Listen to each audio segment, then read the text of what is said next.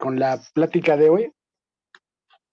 La plática de hoy vamos a revisar eh, algunos aspectos de la Biblia que son muy importantes.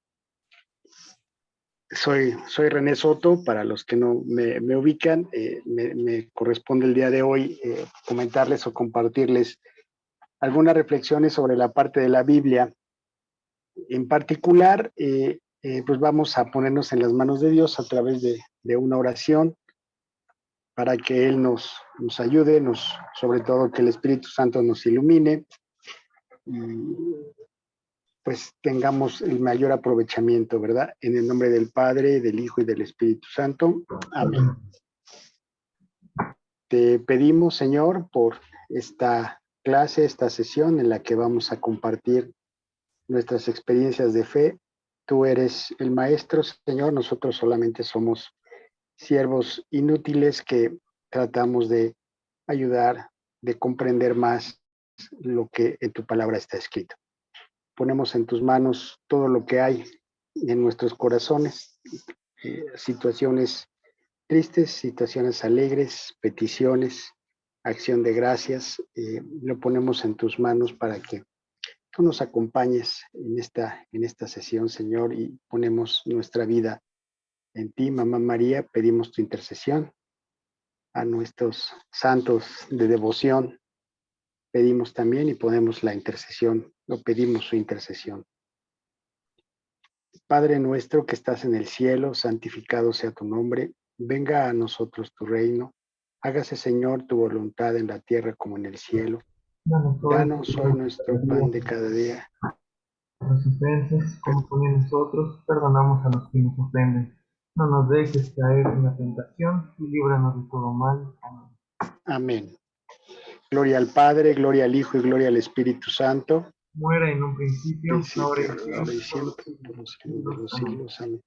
María, Madre de gracia y Madre de misericordia, En la en vida la y en la vida y muerte, en la muerte, ampáranos, Gran ampáranos, Gran Señor. Dios te salve María, llena eres de gracia, el Señor es contigo. Bendita eres entre todas las mujeres y bendito sea el fruto de tu vientre, Jesús. Santa María, Madre María, de Dios, Madre de Dios, ruega, Señora, por nosotros los pecadores, ahora y en la y hora de en la nuestra hora de nuestra muerte. muerte. Amén. Bien, pues ya encomendados a nuestro angelito también de la guarda, ¿verdad? Y nuestros ángeles que nos ayudan en el apostolado, pues vamos a entrar de lleno. Vamos a hacer una especie de actividad práctica, porque bueno, pues estamos precisamente en la parte bíblica, ¿verdad? Y vamos a hablar de lo que un autor, me voy a permitir hablarles de un actor, de un doctor en Biblia, el doctor Trinidad Lomelí. Es un doctor michoacano que tiene varios escritos, es un doctor muy actualizado en la parte de Biblia y pues bueno, vale la pena este, pues tomar en cuenta su punto de vista, ¿verdad? Claro, obviamente lo dejamos a nuestro también, a nuestro criterio, pero él nos propone una forma de acercamiento a la Biblia que es precisamente lo que nosotros hemos estado siempre tratando, bueno, en el caso que me ha tocado participar en el círculo bíblico, ¿cómo me puedo yo acercar a la Biblia? ¿Cómo me puedo acercar a la palabra de Dios? Una de las grandes así interrogantes que me parecen a mí muy interesantes cuando decimos que Dios es amor, ¿verdad? Decimos Dios es justicia, Dios es amor, y también nos damos cuenta que también Dios es palabra. Y en esta circunstancia, pues es palabra, no solamente palabra, sino palabra creadora. Y bueno, de ahí que la lectura de la Biblia sea muy importante y sea trascendental. Generalmente los católicos, en su gran mayoría, estamos muy alejados de la Biblia. Eh, en algunos círculos de formación religiosa, de primera instancia, por ejemplo, de catequesis para adultos, escuela de pastoral, los primeros acercamientos son a través de lecciones escritas en donde se lee la cita bíblica, ¿no? Si bien viene la cita bíblica integrada, generalmente abordarla desde la Biblia se vuelve algo complicado. Y tiene su razón, ¿verdad? Tiene su razón porque en círculos de estudio, en círculos de reflexión y de oración, si no están supervisados por un sacerdote o por una persona que tenga la capacidad de instrucción, ¿no? Que tenga la capacidad, o sea, que haya sido instruida en materia de religión, en religión católica, ¿no? Pues tienden o se puede tender a tener conceptos erróneos, ¿no? Si de por sí, ¿no? De por sí a veces los laicos llegamos a cometer errores, ¿no? Llegamos a equivocarnos en la reflexión, en el análisis, en la interpretación de la palabra, pues imagínense las personas que apenas venimos formando, pues cometemos todavía muchísimos más errores. Por eso es muy importante estos métodos de acercamiento de la palabra de Dios. ¿Cómo me puedo yo acercar a la palabra de Dios? ¿De qué forma puedo yo tener mis primeros encuentros? Aquí en el Círculo Bíblico, afortunadamente hemos tenido la posibilidad, ya por ahí nos acompañan varios ya programas grabados, de cómo nos podemos acercar a la Biblia. De alguna forma se ha venido reflexionando el Antiguo Testamento, el Nuevo Testamento, libro por libro, ¿no? Eso es una maravilla. Se han hablado de varios temas, de apariciones marianas, hemos hablado de revelaciones privadas, conceptos del apocalipsis, y bien, en fin, una serie de temas muy interesantes que nos pueden acercar a la palabra de Dios. Y la intención es motivarnos a la lectura de la palabra de Dios. En la actualidad, pues se tiene, ¿verdad? Este acercamiento a la palabra es más fácil porque ahorita podemos descargar una aplicación en nuestro celular y podemos tener la Biblia en la mano. Ahora sí que pues, al final el celular es una computadora de mano que nos permite pues tener este acceso a la palabra de Dios. Y no solamente a la lectura, sino que incluso a la reflexión. Esta es una de las situaciones importantes. De ahí que sea importante, bueno, plantearse, ¿no? Como se ha hecho en el Círculo Bíblico, ¿qué Biblia es la que yo debo de tener en mi casa? ¿Cuál es la Biblia a la que le debo de dar lectura? Y bueno, por ahí adentro en Internet, en ese mundo de la nube, hay una serie de propuestas en la cual se nos invita a leer una u otra Biblia. Pero bueno, dejando un poquito al lado todas esas cuestiones que nos inquietan de repente, a veces nos surgen las dudas al respecto, no hay que olvidar que estamos normados. O sea, afortunadamente tenemos una norma en cuestión de estudio bíblico y en cuestión de religión.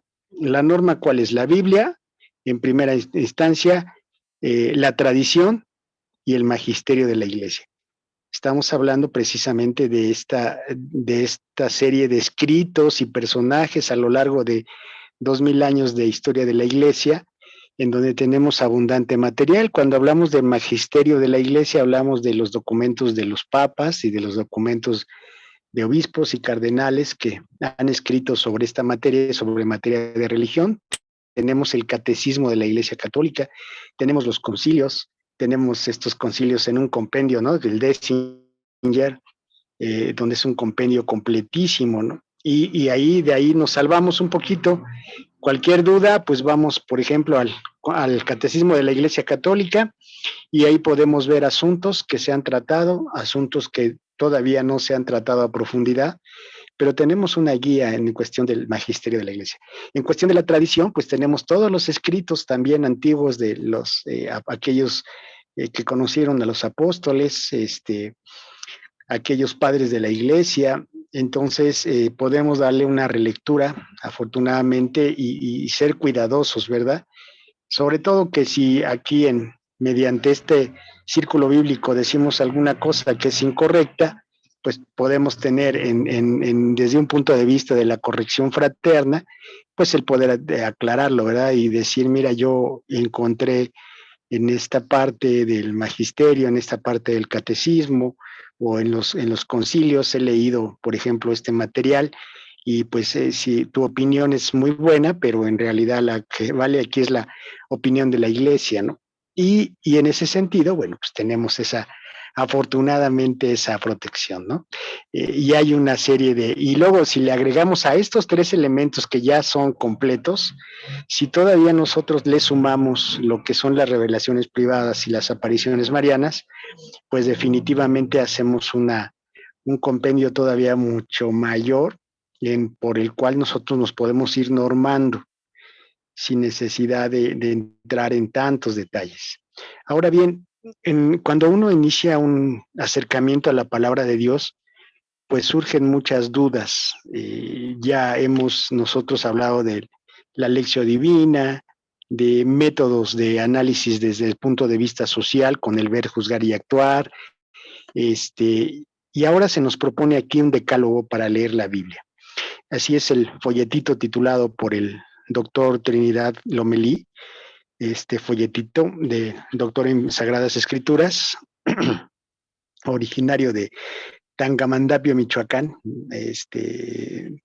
Pues tengo la fortuna de conocerlo y de que me haya firmado por ahí uno de sus libritos, y bueno, es importante, ¿no? Sobre todo decir la fuente de donde uno platica, ¿no? De dónde viene, no es invención personal y es por lo menos de una persona que se ha dedicado al estudio profundo de la palabra de Dios.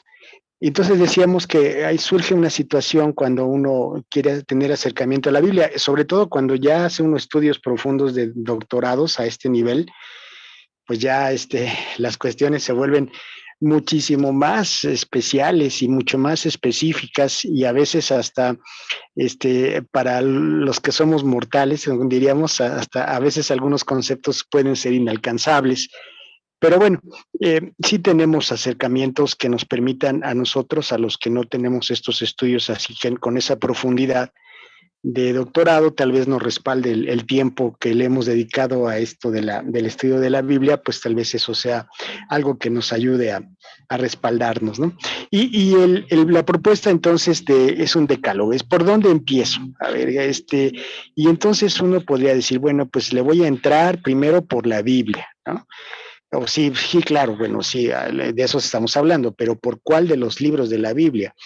Pues podríamos decir el Génesis, ¿no? O algunos podrían decir, no, pues vamos a iniciar con el Nuevo Testamento, porque bueno, supongo yo que todos hemos escuchado alguna sugerencia. Por allá en internet tenemos afortunadamente mucho material de audio y de video con respecto a cada uno de los libros de la Biblia. Entonces hay incluso por ahí materiales que lee la Biblia en un año, ¿no? Tenemos al padre Fray, ¿cómo se me fue su nombre ahorita? El padre dominico, Fray Nelson Medina, por ejemplo, entre otros, que nos propone la lectura de la Biblia durante un año. Y bueno, hay una serie de folletos también que nos dan una lectura. Y aquí la propuesta nos los da en 10 pasos. Voy a de alguna forma hacer esta introducción. Lo primero que se nos sugiere es leer el Evangelio de San Marcos, porque hablamos de Jesucristo es el Hijo de Dios.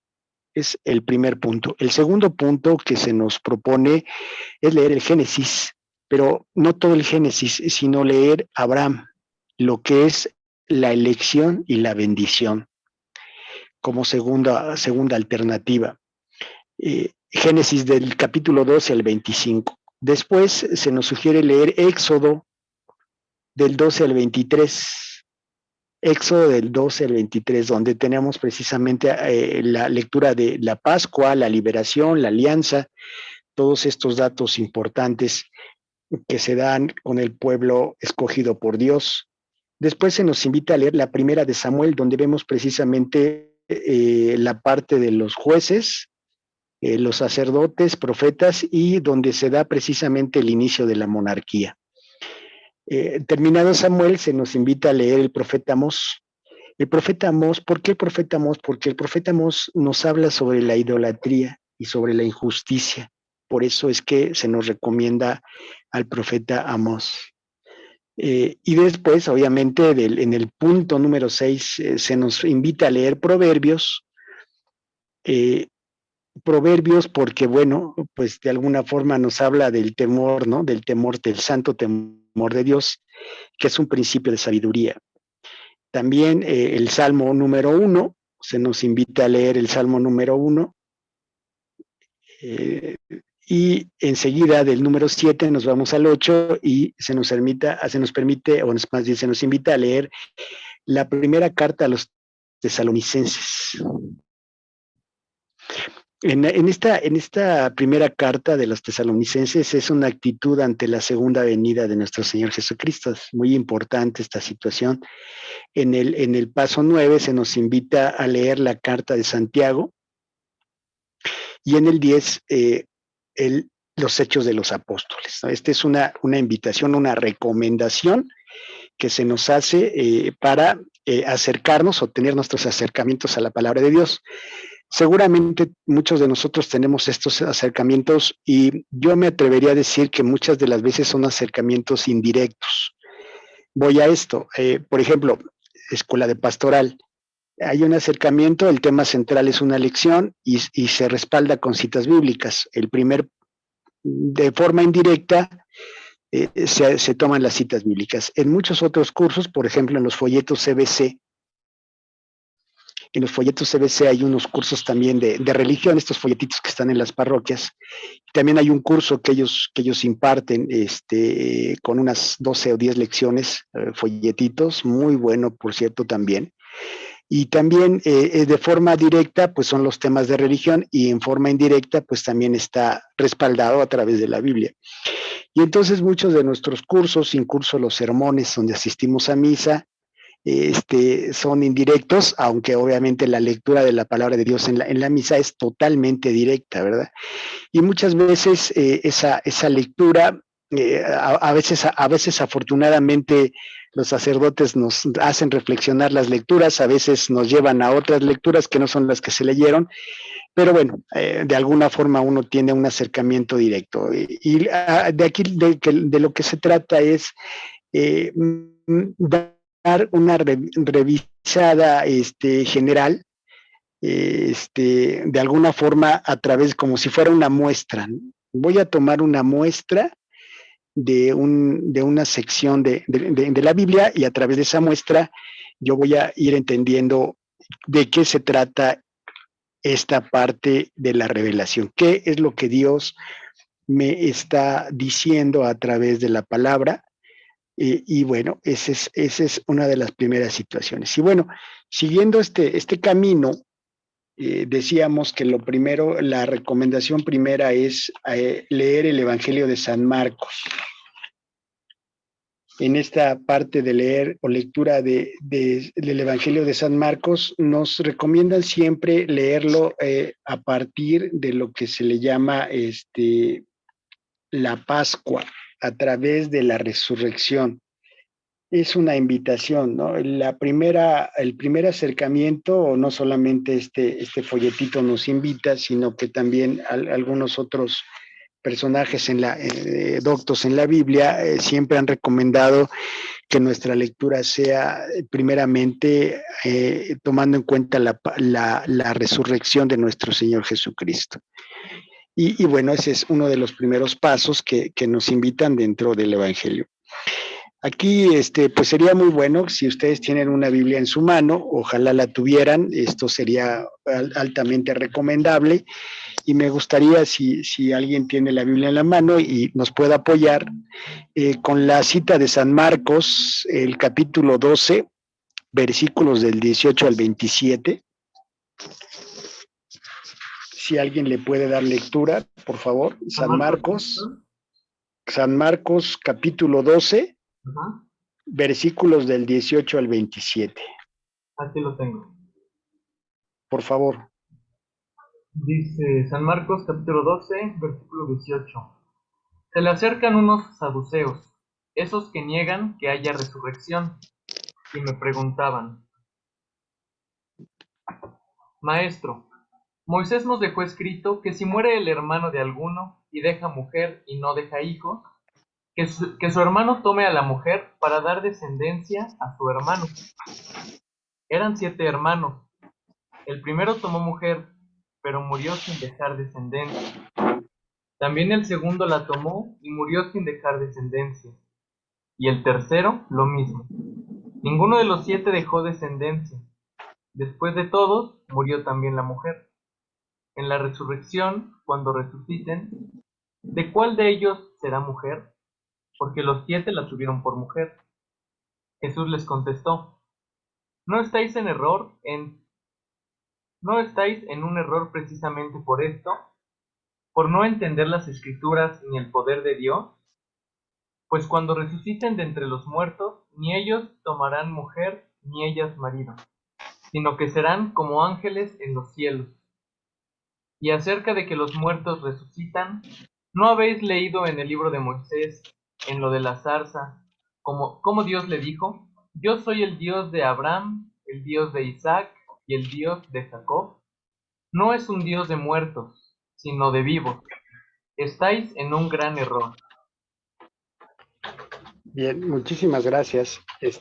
A nivel de acercamiento y de interpretación, bueno, ahorita no estamos haciendo una lección divina, ¿no? Si no tendríamos que entrar en este material de los procesos de la lección divina, o no estamos incluso haciendo una interpretación social en donde estamos buscando relacionar esta cita bíblica con algún acontecimiento de nuestra época. Más bien estamos haciendo un acercamiento desde el punto de vista de qué nos quiere decir la palabra. ¿Sí? ¿Qué nos quiere decir esta palabra en el sentido estricto? Y es muy clara, a mi parecer, en el sentido de que, y el concepto más importante es que Dios es un Dios de vivos. No es un Dios de muertos, es un Dios de vivos. Y algún elemento ahí en el versículo 24 también nos da una idea muy importante. No están equivocados por esto, por no conocer la escritura ni el poder de Dios. Fíjense la relación tan importante y tan bonita que se encuentra en este versículo 24. Dice, por no conocer las escrituras ni el poder de Dios. Imagínense la fuerza de la palabra, ¿no? ¿Qué fuerza tiene la palabra tener para nosotros, los que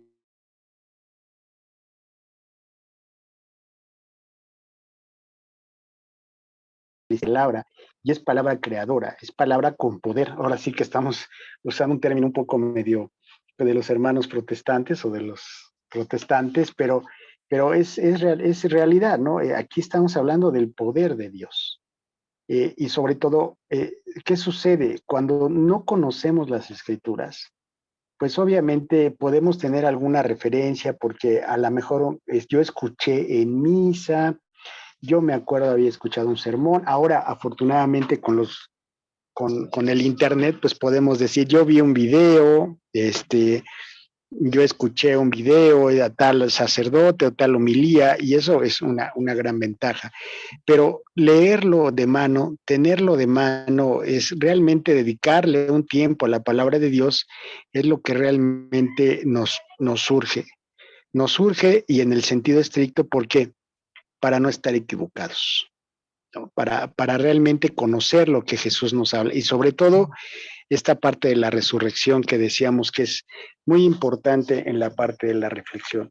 También podríamos ir por otra cita bíblica que nos mencionas, que nos menciona aquí, es Mateo, no es cierto, esa no, porque estamos en el Evangelio de San Marcos, y bueno, ahí vemos que nos habla directamente de este acontecimiento particular. No sé si alguno encontró algún rasgo también importante con respecto a la palabra de Dios en esta cita bíblica. Sí, por ejemplo, René, a mí me causa mucha admiración el hecho de que contundentemente Jesús nos dice que ante Él nadie está muerto, porque la muerte no existe, es una transformación, es otro plano en el que seguimos vivos todos, porque Dios nos ha creado con una semejanza a Él, que es nuestra alma espiritual, que nos hace también inmortales. Y esto es precisamente de un gran consuelo, porque sabiendo que nunca vamos a morir, nos debemos de preparar para la vida eterna, que es la que vale, porque esta vida es efímera y la otra, la que es eterna, pues debemos de hacer lo mejor posible para estar preparados en merecerla, sabiendo que puede alcanzarse la otra vida, pero no para disfrutarla con el Señor, sino para estar lejos de Él. Como hoy día hay tanta gente que desprecia la palabra de Dios, que pisotea los mandamientos, y por lo tanto, evidentemente, es una lección para comprender de que Dios es Dios de vivos y que por lo tanto vale la pena pensar en esto todos los días de nuestra vida, de prepararnos y sobre todo de nuestros amigos, familiares, conocidos, vecinos, etcétera, que roguemos por ellos para que comprendan la importancia de esta dimensión de prepararnos para la vida eterna cada día, como lo más importante. Gracias, René. Muchas gracias, Mario. Sí, y entonces en esta propuesta del primer acercamiento, pues es la lectura de San Marcos, aparte de lo valioso que obviamente viene en cada uno de los evangelios, pues se escoge porque es el más breve, solamente tiene 16 capítulos frente a 21 que tiene San Juan, 24 capítulos que tiene San Lucas y 28 capítulos que tiene San Mateo.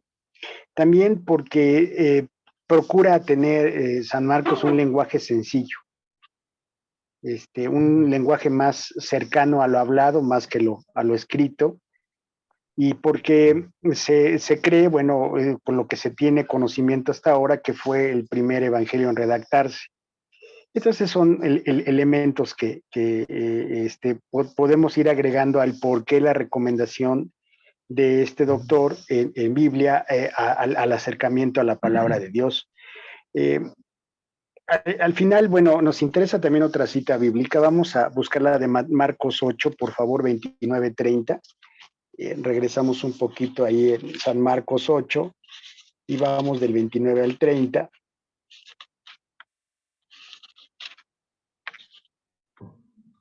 La tengo también, pero no sé si alguien más va a querer. Sí, Pablo la tiene, pero si alguien más la tiene, pues creo que no, Pablito. Creo que, por favor. Dijeron capítulo, ¿qué? Perdón, 28. 8, No, 8, capítulo 8, versículos, ¿qué? 29-30. Ah, aquí está. Dice, entonces Jesús le preguntó, ¿y ustedes, quién dicen que soy yo? Pedro le contestó, tú eres el Mesías. Pero Jesús les dijo con firmeza que no conversaran sobre él. Hay entonces por parte de Jesús una presentación, ¿no? Una presentación indirecta, ¿no?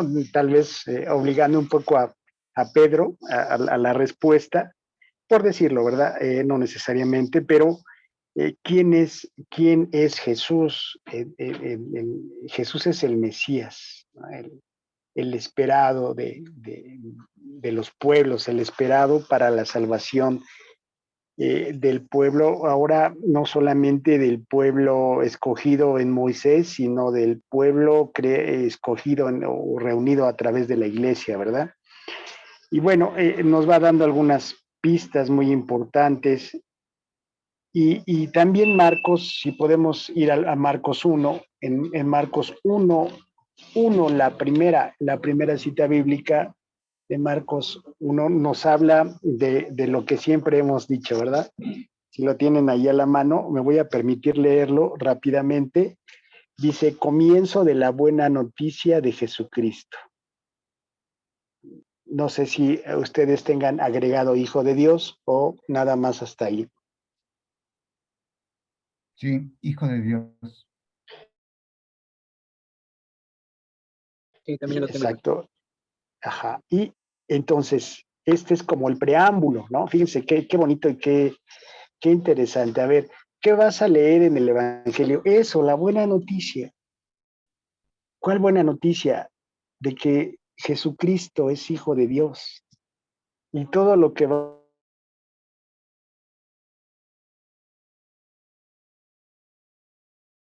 de leer en el 8, el reconocido 12 que acabamos de leer, de leer bien la palabra de Dios. Entonces, San Marcos nos abre así un panorama y nos dice, a ver, ahora sí, esto es la buena noticia, escucha, ¿no? Como antiguamente diría, escucha Israel, ahora nos hablan del comienzo de la buena noticia. Todo lo que leemos para San Marcos es una buena noticia. Y bueno, ese sería como que de alguna forma la primera recomendación, leer el Evangelio de San Marcos y encontrar ahí esos aspectos sencillos y claros que nosotros podemos conocer a nuestro Señor Jesucristo y sobre todo aquellos relatos, ¿no? Después de la resurrección o aquellos otros relatos donde Jesús se hace presente. El siguiente libro que nos recomienda leer para acercamiento a la palabra de Dios es el libro del Génesis, pero no en los primeros capítulos, sino a partir del capítulo 12, donde precisamente se habla de Abraham, en ese capítulo en donde tenemos precisamente la historia de este patriarca del Antiguo Testamento, y toda su historia, por qué inclusive es considerado padre de la fe, ¿no? Tantas situaciones que lo rodean, la vejez, no tener hijos, el dejar su patria, el tener que sacrificar a su hijo, etcétera, una serie de situaciones que cuando uno observa, le hacen una promesa y la promesa no sucede ni al otro día, ni en el siguiente día, pasan años para cumplirse la promesa que se le había hecho y aún así hay una espera. Entonces, obviamente, esta historia de Abraham es muy importante porque tenemos ahí el reflejo precisamente de la fe. Por ejemplo, vemos en Génesis 12, del 1 al 9, si nos pueden ayudar, por favor. Génesis Yahvé 12. dijo a Abraham, vete de tu tierra y de tu patria y de la casa de tu padre, a la tierra que yo te mostraré. De ti haré una nación grande y te bendeciré. Engrandeceré tu nombre y sé tú una bendición. Bendeciré a quien te bendiga, maldeciré a quien te maldiga. Por ti se bendecirán todos los linajes de la tierra. Marchó pues Abraham, como se lo había dicho Yahvé, y con él marchó Lot. Tenía Abraham 75 años cuando salió de Harán. Tomó Abraham a Sarai, su mujer, y a Lot, hijo de su hermano, con toda la hacienda que habían logrado y el personal que habían adquirido en Harán, y salieron para dirigirse a Canaán. Llegaron a Canaán y Abraham atravesó el país hasta el lugar sagrado de Siquem, hasta la encina de Moré. Por entonces estaban los cananeos en el país. Yahvé se apareció a Abraham y le dijo, a tu descendencia he de dar esta tierra. Entonces él edificó allí un altar a Yahvé que se le había aparecido, y de ahí pasó a la montaña al oriente de Betel, y desplegó su tienda entre Betel al occidente y Ai al oriente. Allí edificó un altar a Yahvé e invocó su nombre. Luego Abraham fue desplazándose por acampadas hacia el Negev.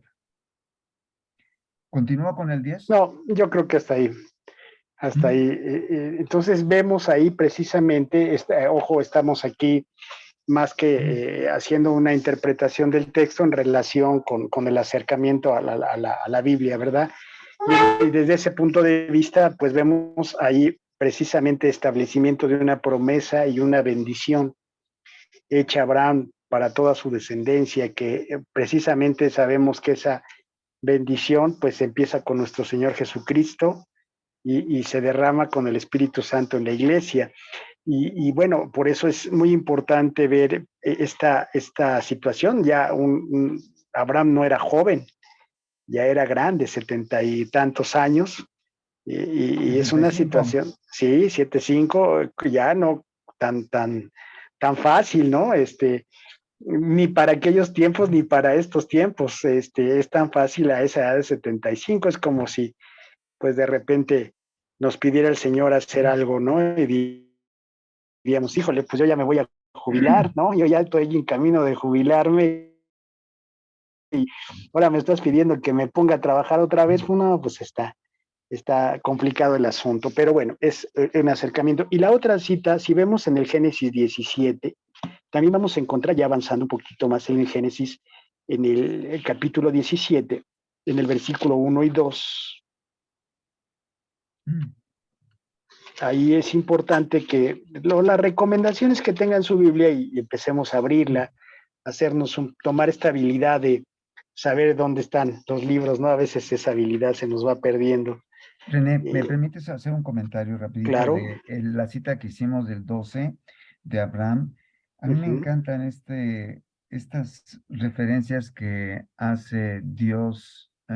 Primero, como tú decías, lo saca de su tierra, de su parentela. Deja todo. Imagínense a 75 años.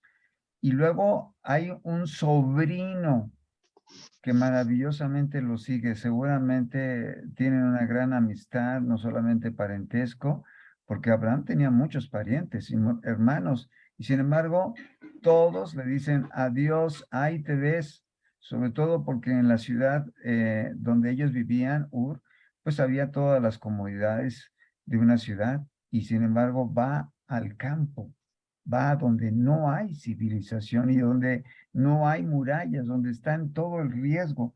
Y vean la preciosa protección que le brinda Dios. Bendeciré a quienes te bendigan, maldeciré a los que te maldigan. Por ti serán bendecidos todos los linajes de la tierra. ¡Wow!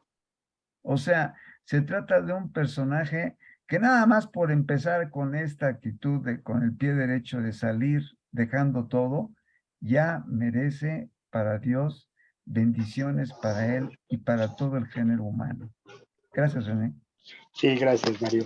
Y vamos al 17, por favor, el 1 y el 2. También tenemos una reflexión, a mí me parece también muy, muy hermosa con respecto a Abraham.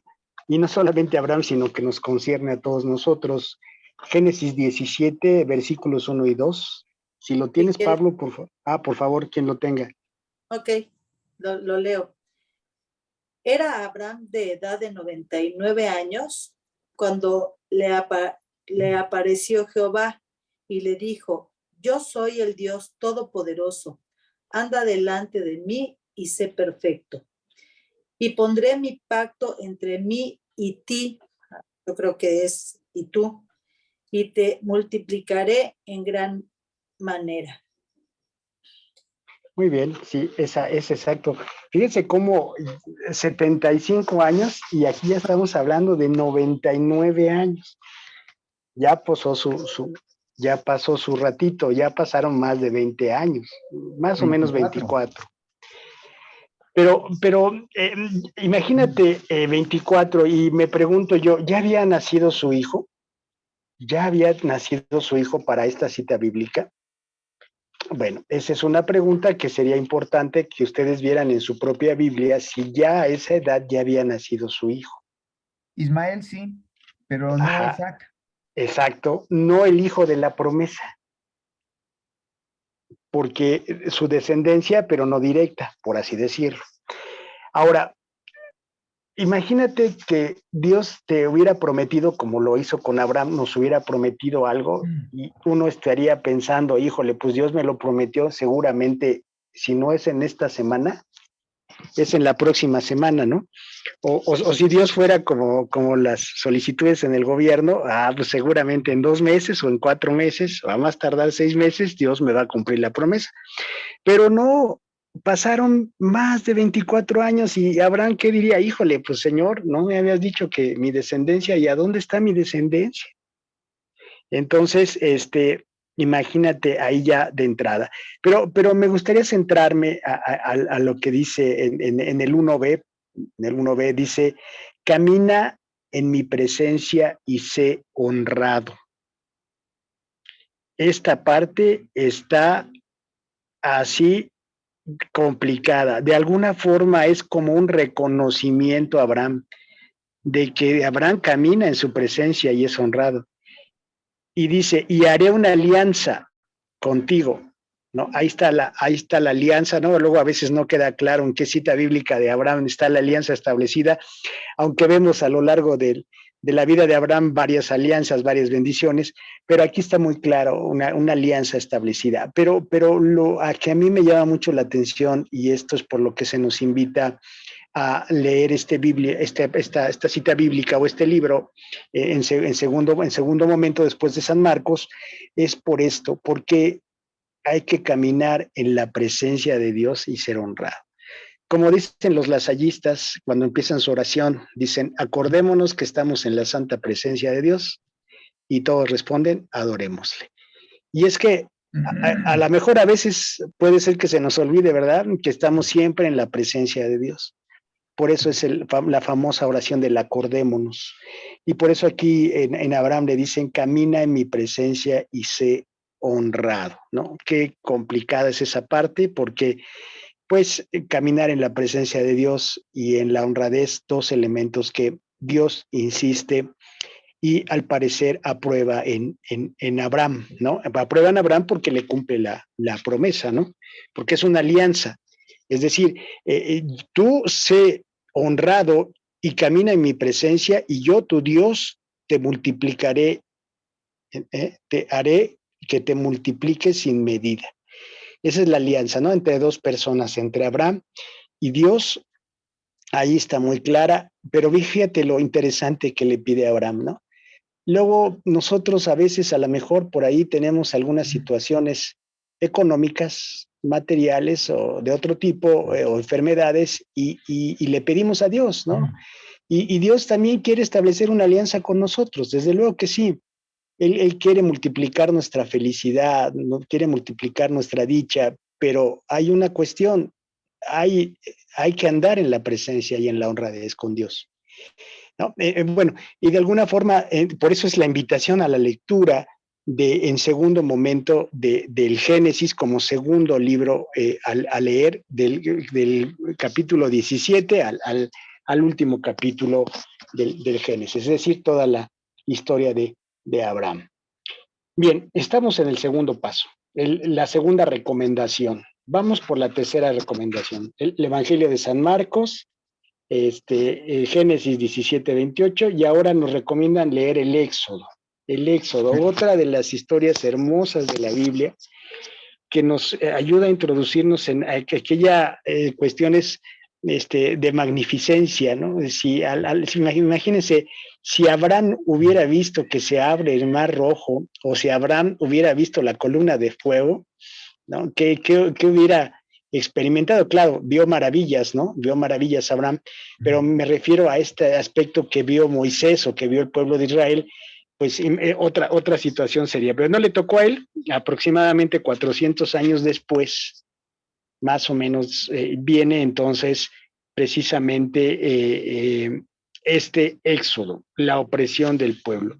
Y esta cita que hemos oído siempre con el doctor Mario, con Mario, es Éxodo 3, ¿no? En el Éxodo 3, esta cita que hemos escuchado con Mario y que Mario nos las ha repetido hasta el cansancio. Bueno, no sé si hasta el cansancio, pero sí nos las ha repetido constantemente. Éxodo 3, del 7 al 8. Si alguien lo tiene, por favor, con su Biblia en la mano, sería excelente. Sí, dice, dijo Yahvé, bien vista tengo la aflicción de mi pueblo en Egipto, y he escuchado su clamor en presencia de sus opresores, pues ya conozco su sufrimiento. He bajado para librarle de la mano de los egipcios, y para subirle de esta tierra a una tierra buena y espaciosa, a una tierra que mana leche y miel, al país de los cananeos, de los hititas, de los amorreos, de los pericitas, de los givitas y de los jebuseos. ¿Era 7 y 8 nada más? Nada más, sí, así es. Y bien, pues encontramos esta cita, ¿no? Señor escuchó a su pueblo. Y escuchó no solamente a su pueblo en la oración, sino lo escuchó en la opresión, ¿no? Obviamente en la oración, desde luego que sí, porque le piden a Dios. Esta es una de las citas que yo siempre he recordado, el círculo bíblico, ¿no? ¿Por qué Dios tardó tanto en responderle a su pueblo? ¿No? Pues porque el pueblo tardó tanto en pedirle a Dios. Entonces, pues aquí está muy claro. Entonces, no solamente Dios hace una alianza, no solamente hace una alianza con una persona que fue Abraham, sino que ahora Dios hace una alianza con un pueblo completo. Esta alianza, bueno, pues también la podemos encontrar ahí en el Éxodo. Y esta es una de las citas bíblicas que nosotros habíamos mencionado.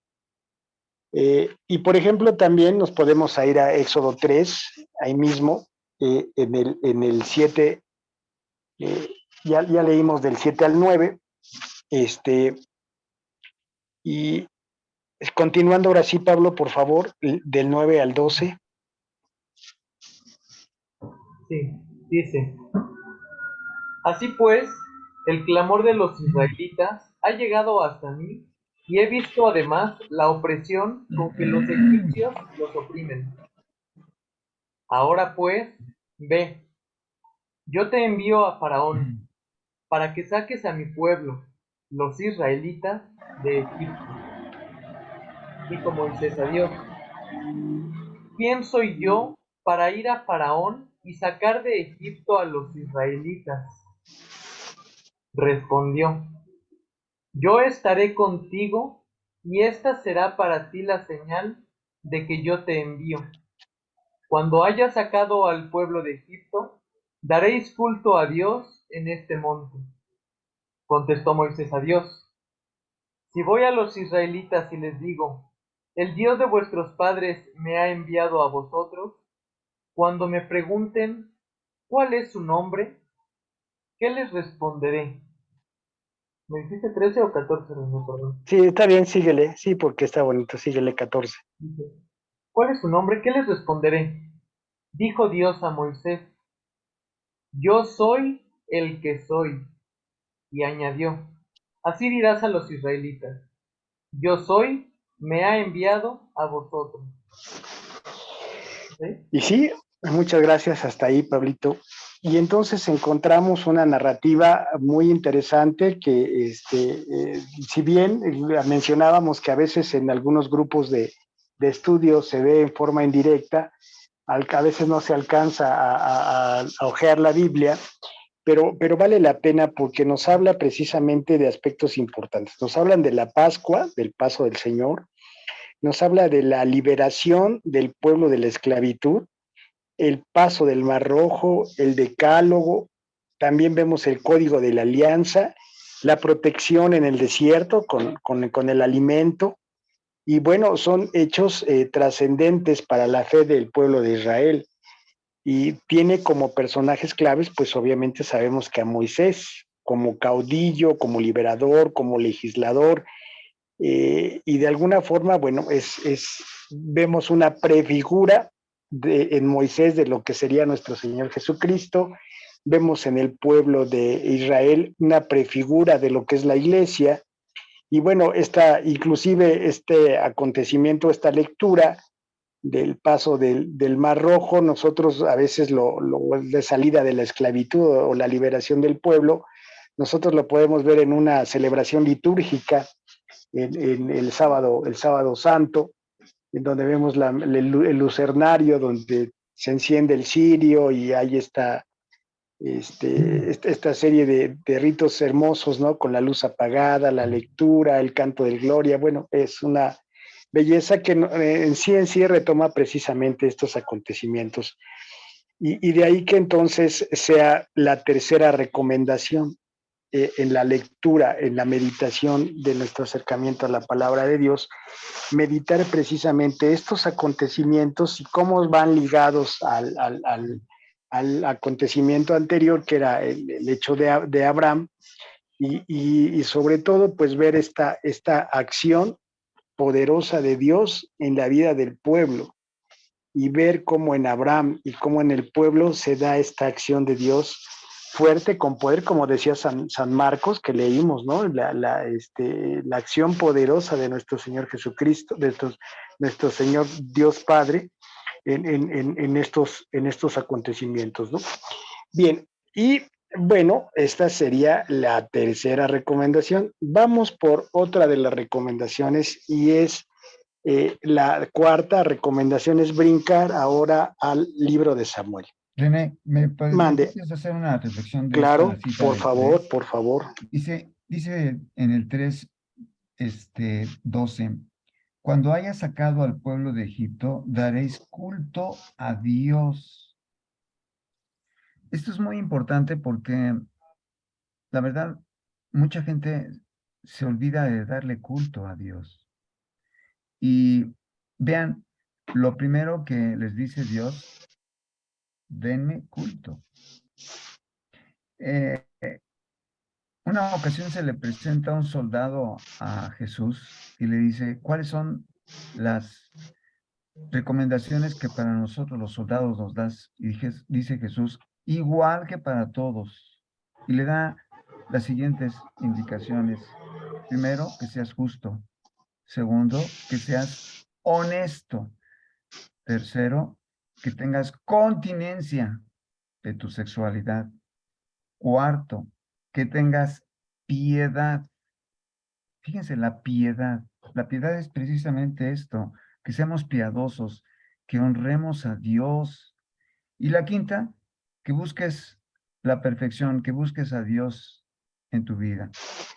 Y la otra parte que yo quisiera reflexionar sobre la palabra de Dios es donde dice, cuando les preguntes, o te pregunten, ¿quién nos te ha dicho todo esto? Dices, el que es, yo soy el que soy. Y Jesús muchas veces se refiere a Él como el que es. Y es que el que es no cambia nunca, ¿verdad? Y por eso precisamente tú decías que lo hemos dicho hasta el cansancio. En cambio, nosotros siempre estamos cambiando cada día, envejeciendo cada día, pero Él nunca cambia. Y por lo tanto, la importancia precisamente de que nos guiamos por el que es siempre. Y con Él estaremos siempre siendo como Él, que es siempre el mismo. Gracias, René. Sí, no al contrario, Mario, muchas gracias. Sí, entonces vemos la riqueza, ¿no?, de cada una de las palabras. Claro, nos estamos yendo muy rápido, pero en realidad cada aspecto tiene mucho que se puede reflexionar y meditar. Y bueno, en esta globalidad decíamos que vamos a la cuarta recomendación, que sería por lo pronto en esta sesión la última, y después veríamos en otro momento las otras cuatro, pero la siguiente recomendación es leer la primera carta de Samuel. Entonces, pues ya ustedes pueden ubicar en su Biblia por ahí donde anda la primera carta de Samuel. Anda por ahí adelantito de Jueces, no sé, depende de la ubicación de su Biblia, pero anda ahí cerquita de la parte de Jueces. Uh-huh. Y bueno, la Biblia lo titulan como el primer libro de Samuel. Está ajá. después de Ruth en algunas Biblias y después de Jueces. Uh-huh. Exacto, ahí este primer libro de Samuel, obviamente el protagonista fue el último juez de Israel. Samuel fue el que ungió al rey Saúl y ungió al rey David. Y también fue el que ejerció el sacerdocio y la profecía también. También Dios reveló a través de él sus designios para el pueblo. Y por tanto Samuel es un personaje clave en la historia que le llamamos la historia de la salvación. Con Samuel finaliza la época de los jueces y cobra relevancia la parte del sacerdocio, obviamente inicia la monarquía y se vislumbra también aquí una situación importante en cuanto al rol político, religioso y profético, ¿no?, que hay en relación precisamente al rey. Y pues podemos encontrar aquí algunas citas bíblicas. Por ejemplo, vamos a la primera de Samuel, capítulo 3, versículos 19, 3:19. ¿Solo el 19? Y bueno, hasta el 4:1. Bueno. ¿Te la leo? Sí. Por favor. Samuel había crecido. Yahvé estaba con él y su palabra nunca dejaban de cumplirse. De esta manera todo Israel, desde Dan hasta Bersabé, supo que Samuel era verdaderamente un profeta de Yahvé. Yahvé continuó manifestándose en Silo. Allí revelaba a Samuel, mientras Elí seguía envejeciendo y sus hijos hundiéndose en su mala conducta. La derrota, captura del arca. En esos días, los filisteos se reunieron para atacar a Israel y a los israelitas. Salieron a su encuentro para enfrentarlos. Acamparon cerca de Eber Jaezer, mientras que los filisteos acampaban en Afec. Muy bien, sí, hasta ahí. Vemos entonces ahí otros elementos importantes. El Señor estaba con él.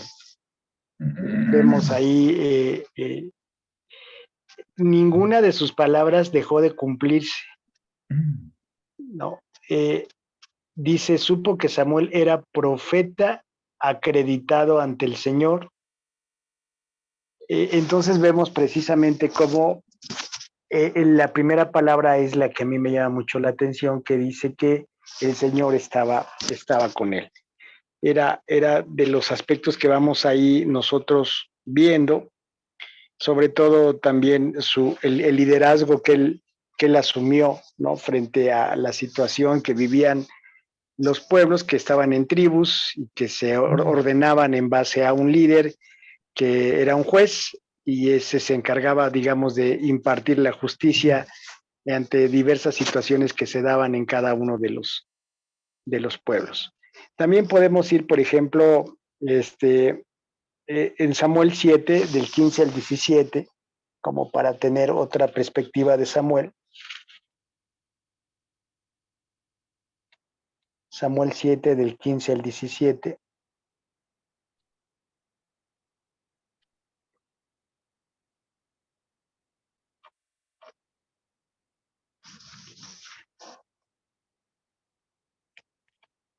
Samuel juzgó a Israel todos los días de su vida, hacía cada año un recorrido por Betel, Gilgal, Mizpah, juzgando a Israel en todos estos lugares. Después se volvió a Rama, porque allí tenía su casa, y juzgaba a Israel y edificó allí un altar a Yahvé. El 8, ¿quieres que continuemos con el Por versículo? favor, por favor. 8:1. Cuando Samuel se hizo viejo, puso a sus hijos como jueces en Israel. Su primogénito se llamaba Joel y el otro Abías.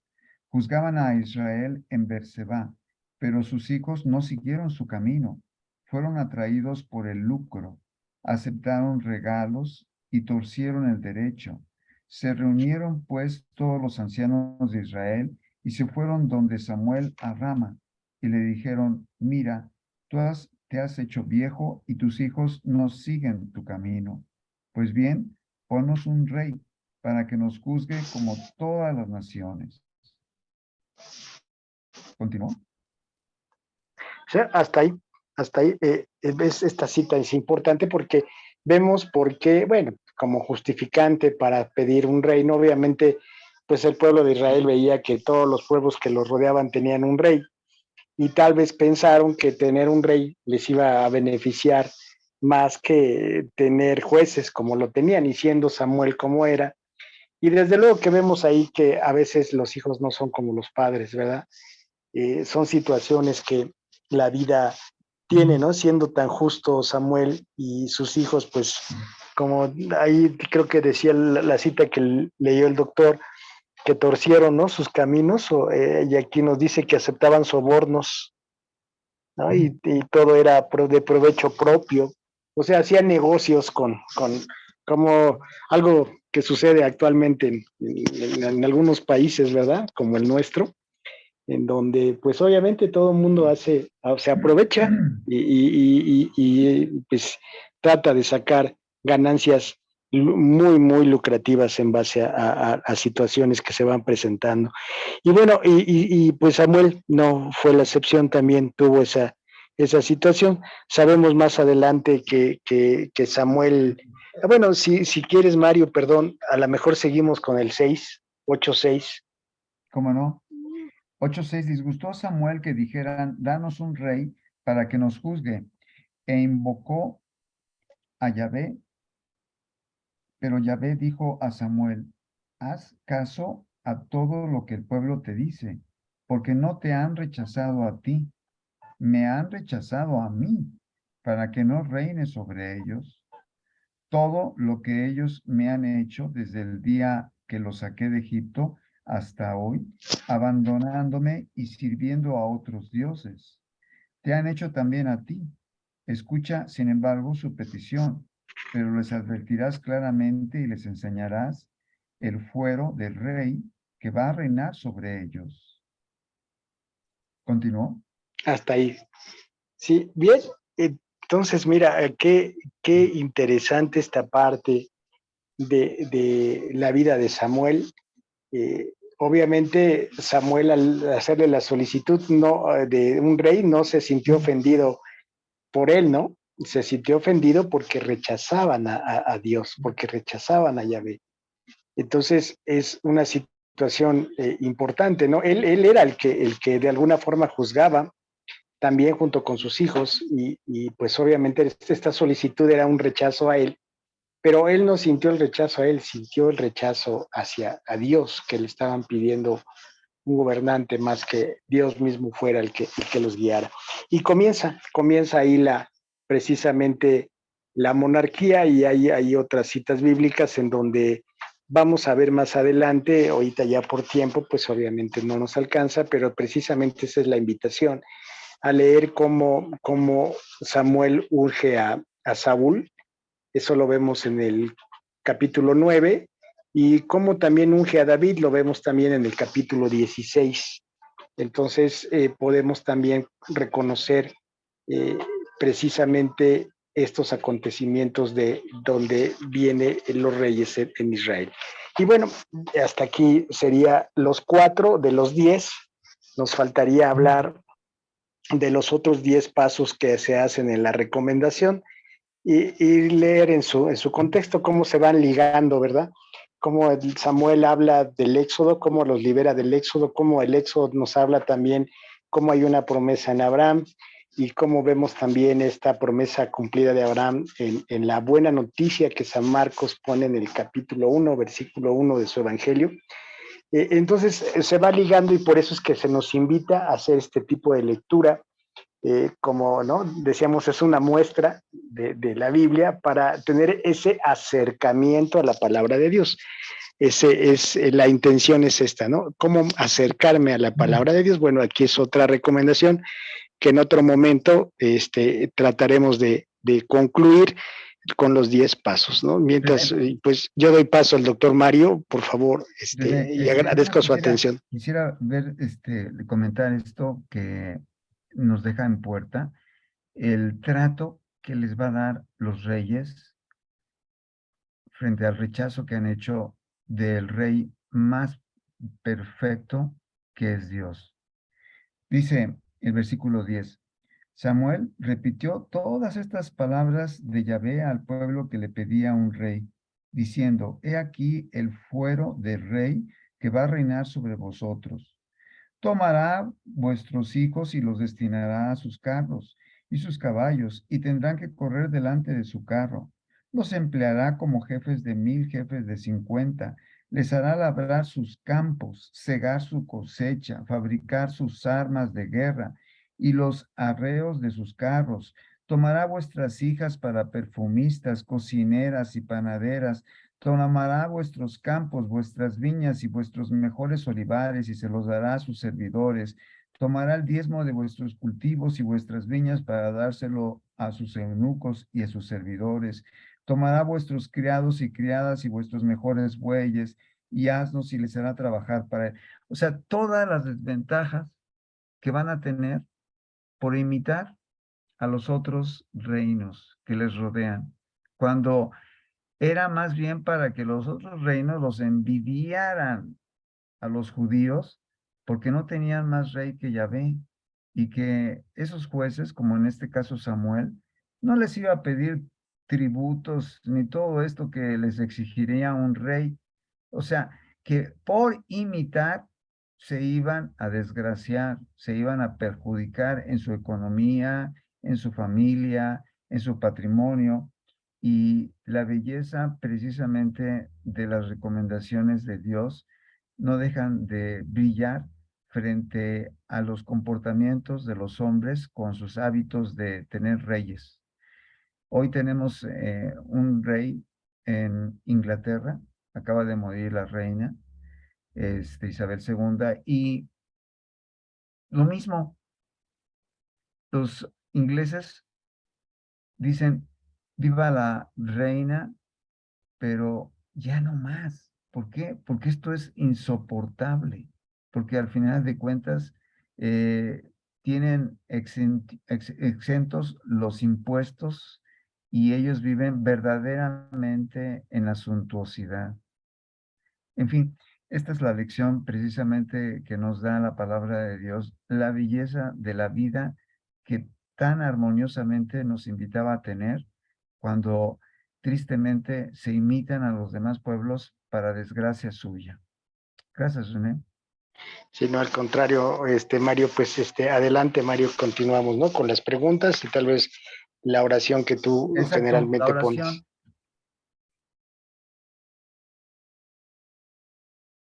René, no la tengo habilitada. ¿Quieres que la saquemos o terminamos con una oración simple y sencilla? Ya Como tienes tú la habilitado, Mario, prefieras. ¿La tienes habilitada, Pablito? sí, me parece que ya puedes compartir si gustas.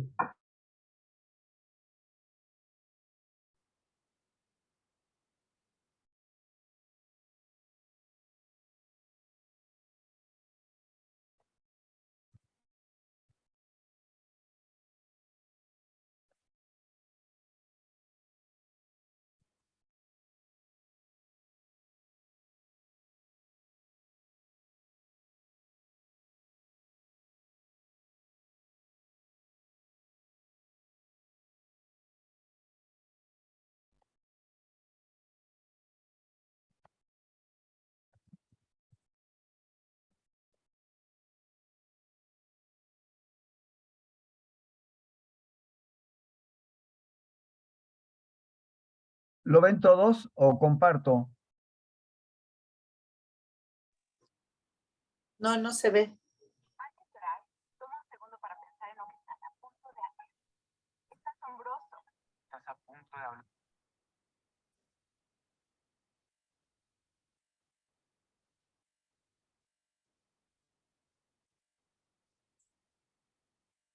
¿Ahora sí lo ven? Sí.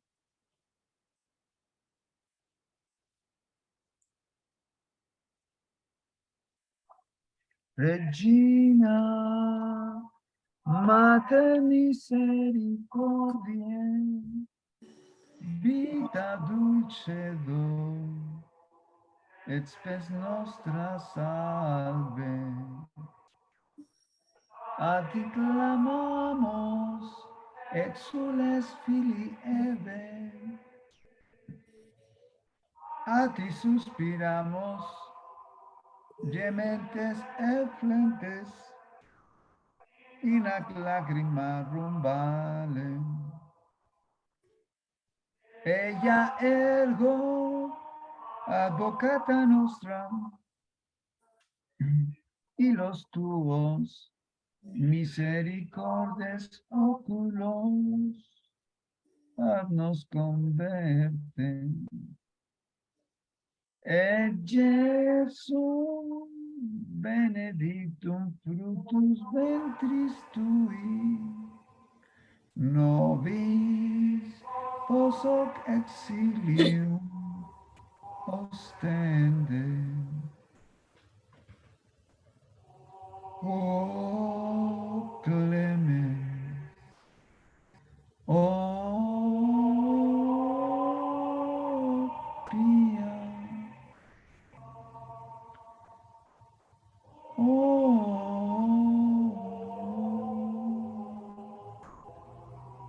dulcis Virgo María.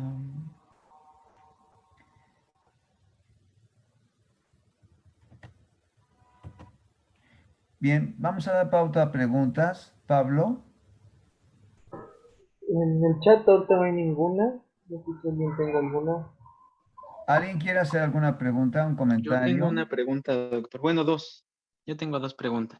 Por favor, Gerardo.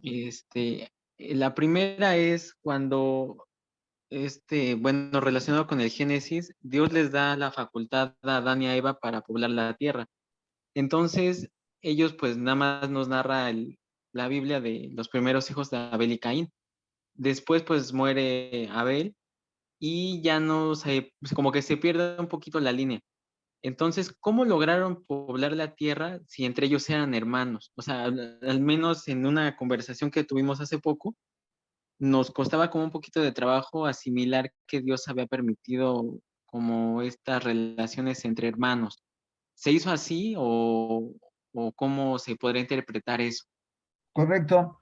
Efectivamente, de hecho, el capítulo 5, versículo 4 del mismísimo libro del Éxodo que nos estás haciendo la pregunta, dice así, fueron los días de Adán después de engendrar a Set 800 años y engendró hijos e hijas. Este punto es precisamente el que sostiene lo que tú acabas de mencionar, de que evidentemente entre los primeros hijos de Adán se relacionaron como esposos, o sea, tomaban mujer, tomaban hombre y finalmente eran marido y mujer. Y evidentemente son entre hermanos. Aquí cabe mencionar que la prohibición de relacionarse entre hermanos o parientes muy cercanos, porque también incluye a primos, sobrinos, tíos, existirá, pero mucho tiempo después. Estamos hablando de Levítico 19, donde Dios prohíbe las relaciones entre parientes muy cercanos. ¿Por qué? ¿Por qué lo prohíbe hasta el Levítico y no en el Génesis? ¿Por qué? Que ya estaba poblada la tierra, Exacto. pero ahora, pero yo he escuchado, Mario, y ahorita pues me vas a corregir, que literal la Biblia es de Abraham a la fecha, pero no se sabe si Adán y Eva eran personas o eran pueblos, entonces ahí le podríamos dar un poquito más de sentido a lo que dijo Gerardo. Claro, pero Verónica, comprenderás que al final de cuentas, tomando en cuenta que pudieran ser pueblos, necesariamente estaríamos hablando antes que esos pueblos de una pareja primigenia,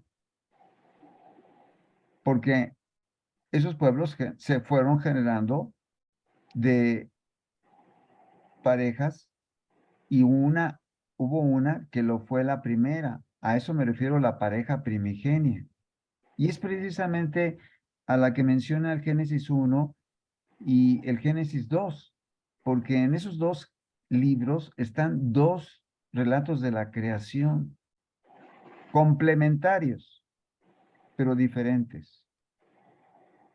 Y cuando se lee en esos libros la creación, habla siempre de el varón y de la mujer, del macho y de la hembra.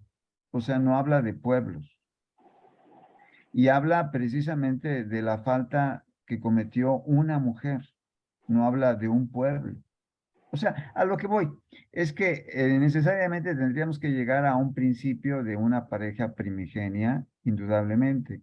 Ahora, tú diste la respuesta a la pregunta muy claramente, Verónica, cuando dijiste, evidentemente, porque ya no era necesario que fueran entre hermanos, porque ya se habían reproducido lo suficiente como para que ya no tuvieran que relacionarse entre hermanos, tíos, primos y sobrinos.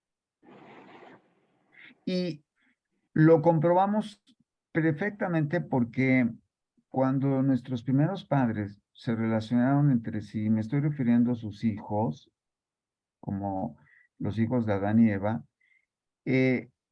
estuvo el poder de Dios ahí manifiesto, porque si hubiera sido desde ese momento prohibido, se hubiera dado lo que hoy en día sabemos de las taras o defectos, que precisamente porque se relacionan entre familiares se dan.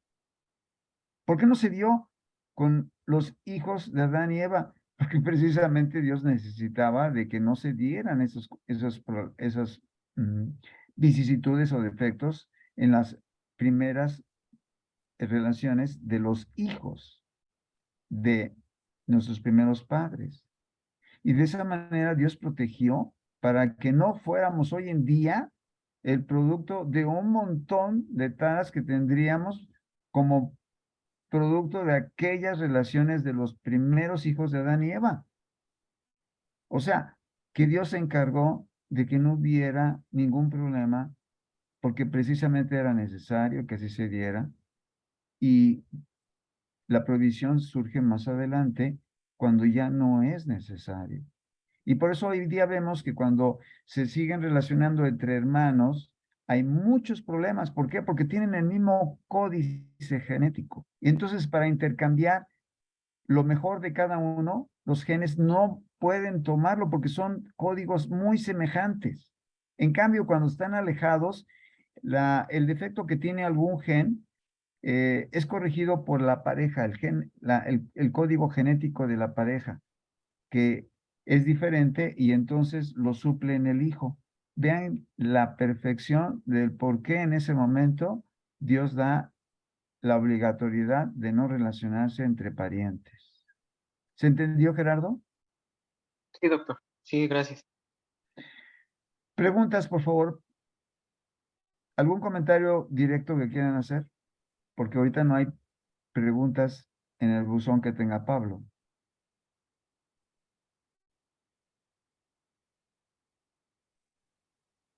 De lo que acabas de decir, María, entonces, de 2000, más de 2000 años de existencia que tiene, bueno, no es cierto, o sea, iba a decir el pueblo de Dios, pero es el nacimiento de Jesús, o sea, tiene mucho más años la existencia de, pues, de los hijos de Dios.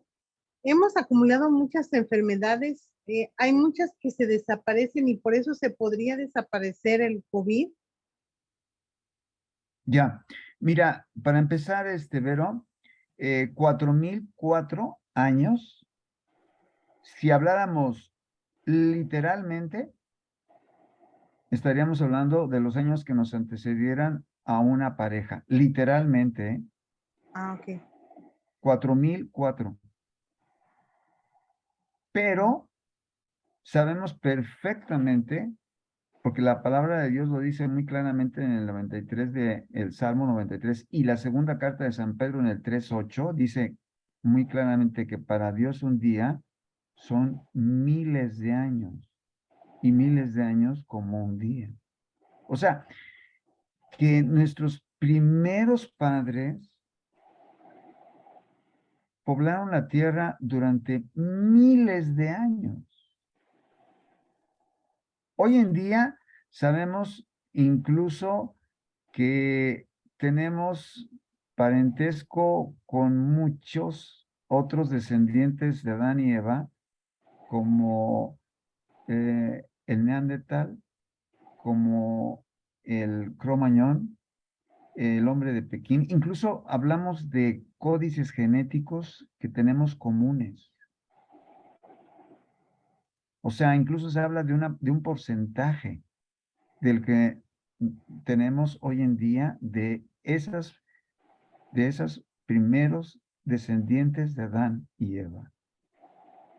que repito, no necesariamente son exactamente como hoy en día. ¿Por qué? Porque pudieron haber cambios en su fisonomía, pero que al final de cuentas, en el momento en el que Dios les otorga alma, ese es el primer hombre. Pero en todo caso, miles de años, porque lo dice la palabra de Dios.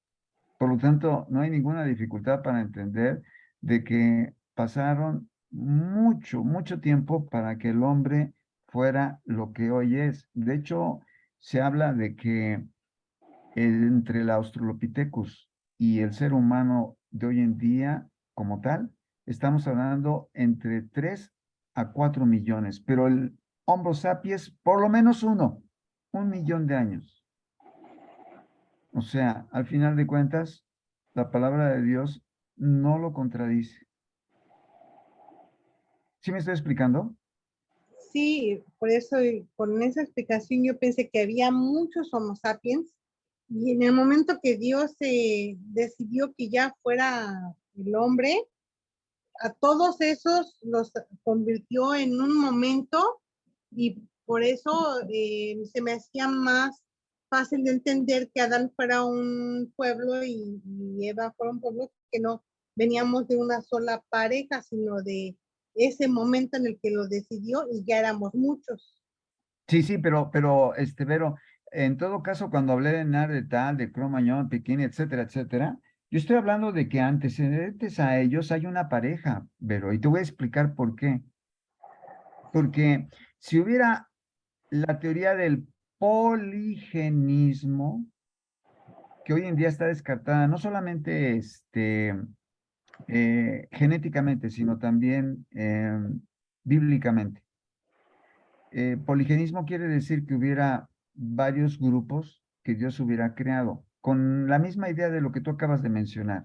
O sea, no como un ser humano y una mujer, un hombre y una mujer, sino como familias o conglomerados. Esa idea es la que tú estás arrastrando todavía.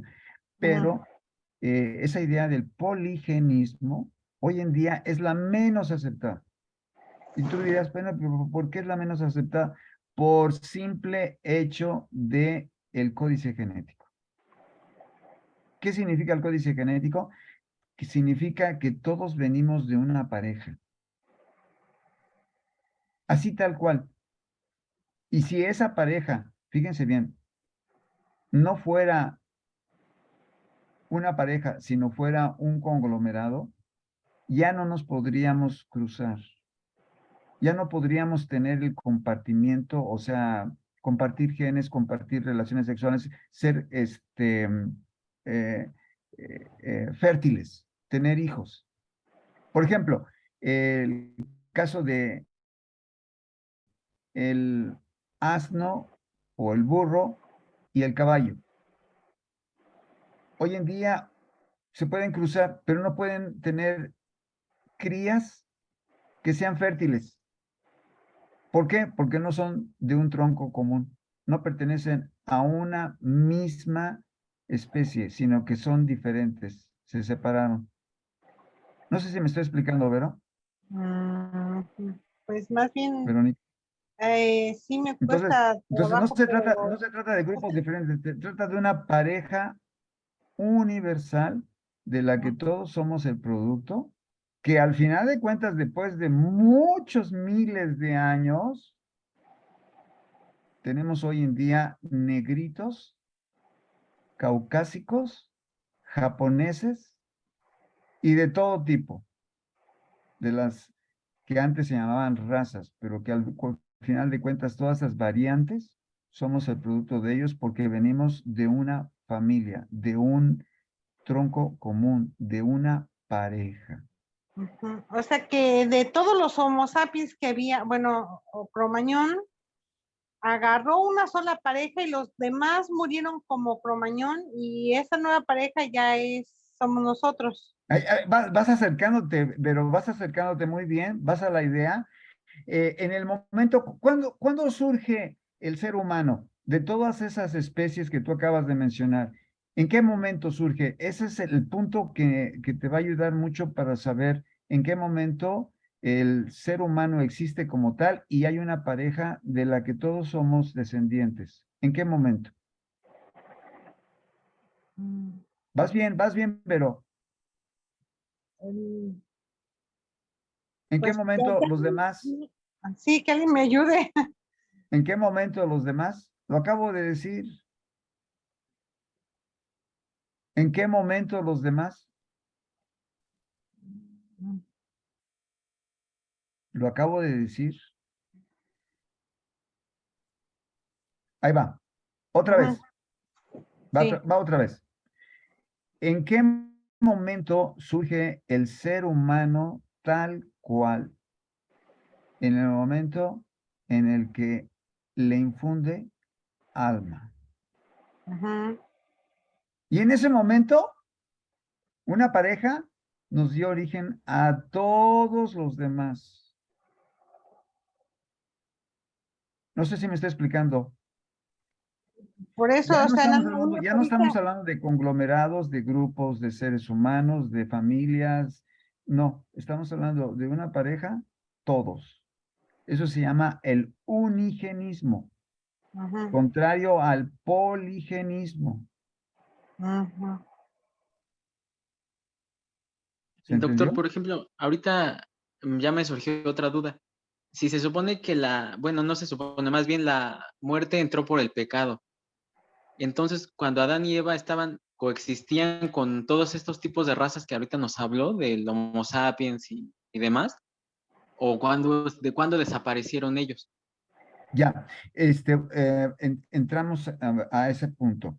Primero que todo, recuerden, en un momento en el que todos esos grupos que podríamos llamar de seres humanos, porque yo no descarto que el Neandertal lo sea, ni del Pithecanthropus, ni del de Pekín, no los descarto. Yo lo que digo es que todos ellos antes fueron descendientes de una pareja. Y esa pareja en un momento desobedeció y se apartó de Dios a partir del primer mujer y del primer hombre. Y de esa pareja surgimos todos con miles de años de anticipación. En esa pareja antecesores de todos ellos hay un alma que les ha infundido a esa primera pareja y nos ha hecho padres de todos los seres humanos, con todas las variantes de colores de piel, de forma y rasgos de los ojos, etcétera. ¿Me estoy explicando, Gerardo? Sí, Yo doctor. sé que esto representa una gran, ¿cómo les diré? Una gran laguna de información, porque el Génesis nos habla de un primer momento antiquísimo, antiquísimo para nosotros, que al final de cuentas nos hace tener muchas preguntas, sobre todo por los hallazgos que vamos aprendiendo a través de la ciencia, pero que al final de cuentas los comprendemos también mejor cuando nos damos cuenta de que no podemos ser más que el producto de una pareja, porque si fuéramos de diferentes grupos, diferentes familias, ya no podríamos cruzarnos como hoy en día no se puede cruzar un caballo y un asno. ¿Sí me explico? Sí, doctor. Una sola pareja nos dio a todos. Mario, me gustaría, Hay un tiempo aquí muy grande, pero que al final de cuentas maravillosamente nos lo transmite la palabra de Dios. Y recuerden, humane genere, no hay contradicción entre la evolución y el origen del ser humano como nos lo narra la Biblia. Papa Pío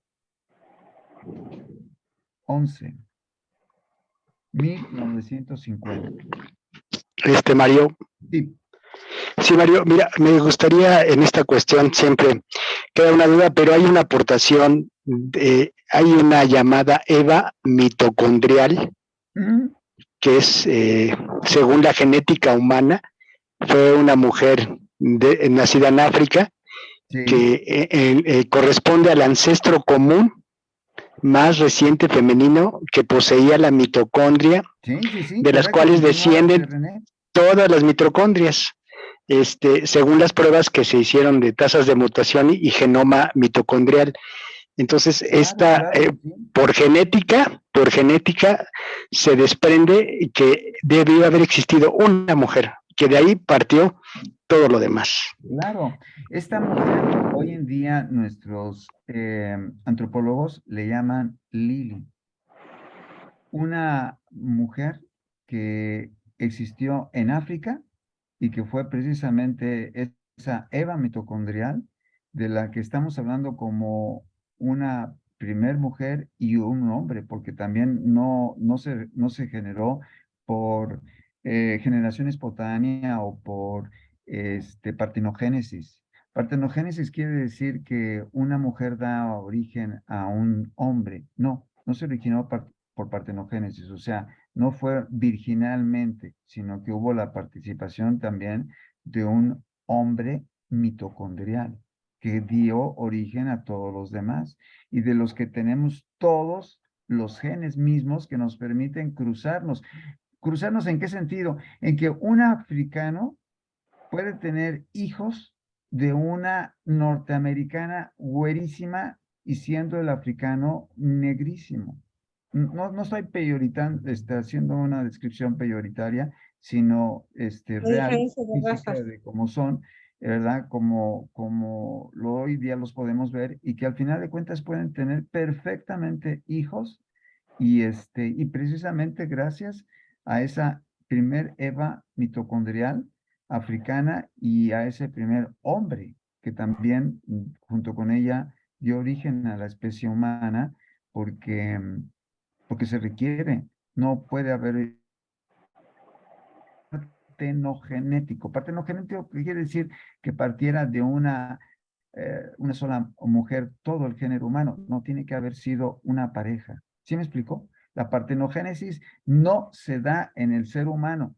El hombre fue creado en un principio hombre con la intención de que fuera él hombre y mujer, pero a Dios no le agradó la idea y por eso le hizo una compañera.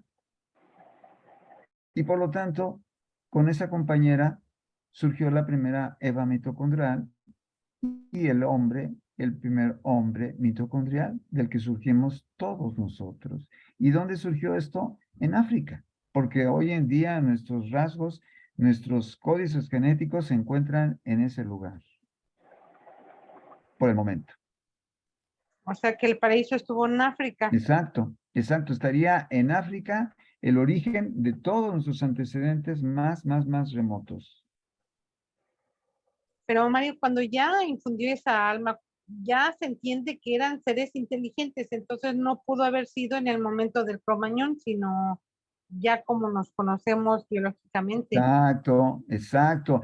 Pudo haber sido en el momento del Homo sapiens, como lo estás dando a entender, Vero.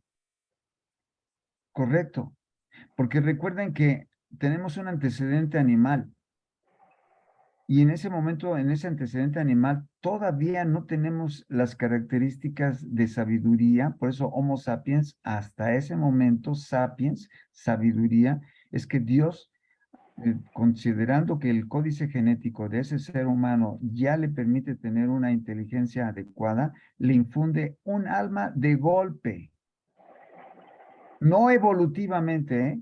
Eso es muy importante porque la encíclica lo dice muy claramente. El alma no es el producto evolutivo, ¿eh? ¿Me voy explicando? Sí.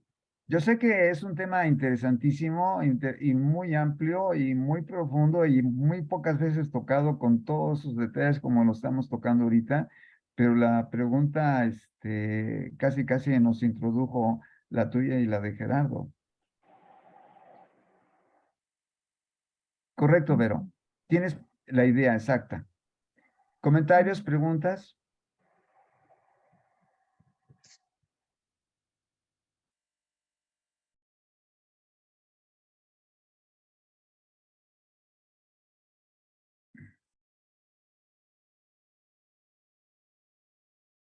Bien. Ok. terminamos nuestra clase del Círculo Bíblico. Les agradezco mucho que hayan venido y que hayan escuchado a René. Por favor, acuérdense que todos pueden aportar, todos pueden dar una clase y todos debemos de hacerlo porque nos invita Jesús a enseñar a los demás. Ir y enseñar a los demás, dice Jesús en el capítulo 28 de San Mateo. Y además, enseñando es como mejor aprendemos. Gracias a todos los que han hecho un esfuerzo por compartirnos algo, como Gerardo, como Pablo, como Judith y el mismísimo René, obviamente. Que Dios los bendiga a todos. Nos vemos primeramente, Dios, el próximo sábado. A mí me toca. Y gracias por haber estado aquí presentes. Y no se les olvide, por favor, su ayuno y su rosario. Y especialmente pidamos, por favor, se lo suplico, por la paz del mundo. Hoy en día la tenemos altamente peligrosa. Estados Unidos mandó ya un ejército alrededor de Ucrania, ejército de soldados norteamericanos, alrededor de Ucrania, y Putin amenaza con meter una bomba radiactiva en el suelo ucraniano. Obviamente esto nos puede llevar a una escalada espantosísima. Y por lo tanto ustedes comprenderán, nos urge la oración, que tenga piedad de esto, que tenga luz Putin de no hacer una barbaridad que nos llevaría a una catástrofe planetaria en donde morirían millones y millones de personas. Y olvídense de que puedan asistir a un supermercado, o a un mercado de su colonia, porque todo eso sería lo primero que desaparecería en una guerra, ya que serían saqueados. Así que nos urge, nos interesa, nos conviene a todos pedir insistentemente que tengan misericordia de nosotros. Gracias. Que Dios los bendiga. Nos vemos primeramente, Dios, el próximo sábado. Gracias, doctor. Buenas noches. A ustedes. Buenas noches a todos.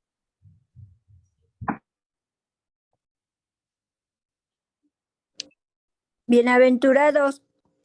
Gracias, Marta. Buenas noches. Buenas noches, Lupita. Bye. Bye.